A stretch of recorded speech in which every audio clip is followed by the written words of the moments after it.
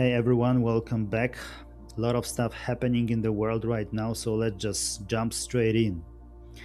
The first topic is Strait of Hormuz. Iran is not messing around. So the situation in the Strait of Hormuz has gone from tense to straight up dangerous over the past few days.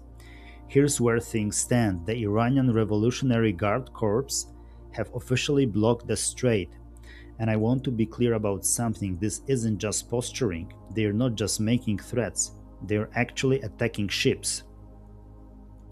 According to information we have, at least two, possibly three or four commercial vessels have been hit. The UK Maritime Trade Operations, which is tied to the Royal Navy, confirmed reports of at least one ship being hit by missiles near Oman, and then another one inside the strait itself. A US official also confirmed that American forces are tracking at least three separate Iranian attacks on commercial shipping. Now, here's where it gets really chaotic. You've got complete mixed messages coming out of Iran itself. On one hand, President IRGC, or the foreign minister, depending on who's talking, was signaling openness to negotiations. He made statements that actually caused oil prices to drop temporarily. And Trump, of course, immediately praised that on social media. But then the IRGC basically turned around and said, "Oh no, he doesn't speak for us. The strait stays closed until the supreme leader says otherwise, not based on some guy's tweets."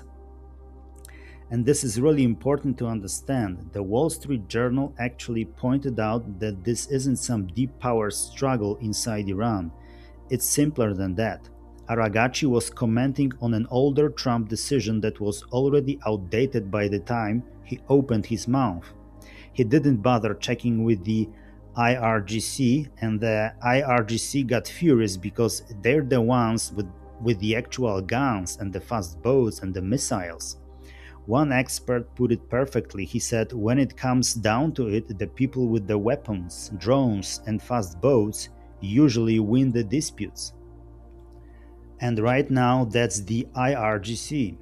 There's also a really interesting theory floating around that Supreme Leader Khamenei might be completely out of the picture, either sick or even worse, because these kinds of decisions would normally go through him. The fact that Aragachi felt comfortable making announcements without consulting anyone suggests maybe there's no one at the very top to actually consult anymore. That's speculation, but it's worth noting.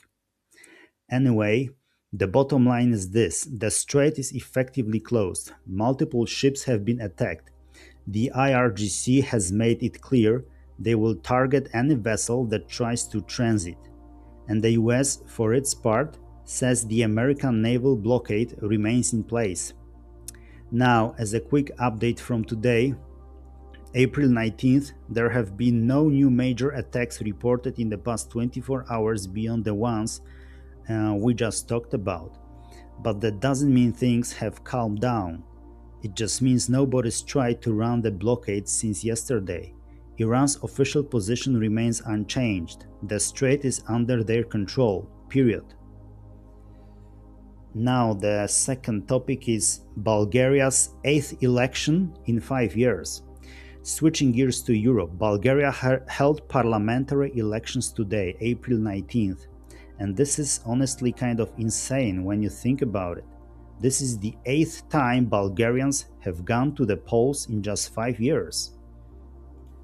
Now, full disclosure, votes are still being counted as I'm recording this. We don't have official final results yet, but based on pre-election polling and what we're hearing from the ground, there's one name that keeps coming up: Rumen Radev. He's the former president, served 2 terms, and he resigned to lead a new centrist coalition called Progressive Bulgaria. Pre-election polls showed him with a significant lead, but we'll have to wait and see if that actually holds once all the votes are counted. So who is this guy? He's 62 years old, former fighter pilot, former commander of the Bulgarian Air Force. And here's the thing that matters for the rest of Europe. He's got a reputation for being pro-Russian. During his 9 years as president, he consistently pushed back against EU policies that would hurt Russian energy imports. He recently criticized Bulgaria's interim government for rushing to sign a security agreement with Ukraine, and he said that the decision to join the Eurozone should go to a referendum because the timing is bad for Bulgaria. If Radev does end up winning and forms a government, here's what we could see: Bulgaria pushing back against EU sanctions on Russia, opposing military aid to Ukraine, and trying to reopen energy pipelines from Moscow. One Bulgarian voter actually put it pretty well. They said that Radev is the kind of leader who's acceptable to the EU, the United States, Russia, and even China all at once. That's a pretty unique position to be in. Ursula von der Leyen probably thought she had it bad with Viktor Orban. She might start missing him if she has to deal with Radev. Now, Egypt building yet another mega city. On a more positive note, Egypt is doing what Egypt does best, which is building massive, ambitious, almost Dubai-style mega projects. The last one is called The Spine. It's being built on the outskirts of Cairo by Talat Mustafa Group, a major Egyptian developer. And the numbers here are just staggering. We're talking about 165 towers, residential, office, hotel, commercial, over 1.5 million square meters of green space, lakes, dancing fountains, the whole thing. Total investment is about $27 billion. The project is expected to create 155,000 jobs, both direct and indirect, and attract tens of millions of tourists every year. They're even bringing in Houston Methodists for international healthcare services. Now, the timing here is actually pretty smart. With all the chaos happening in the Persian Gulf right now, the attacks, the blocked strait, the uncertainty, Gulf investors are probably looking for safer places to park their money. Egypt is right there. It's relatively stable, and it's offering exactly the kind of luxury, high-end development that rich Gulf Arabs are used to. The Prime Minister of Egypt was at the launch event, along with the central bank governor. So this is clearly a government-backed, government-prioritized project. No word yet on when construction actually starts, but this is one to watch. And the next topic is North Korea launches more missiles. And finally, North Korea decided to remind everyone that they're still there and they still have missiles. Early this morning, April 19th, around 6:10 a.m. local time, North Korea fired multiple short-range ballistic missiles from the Sinpo area into the East Sea.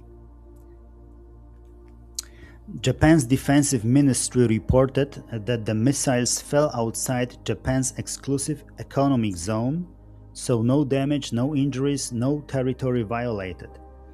But here's what's concerning.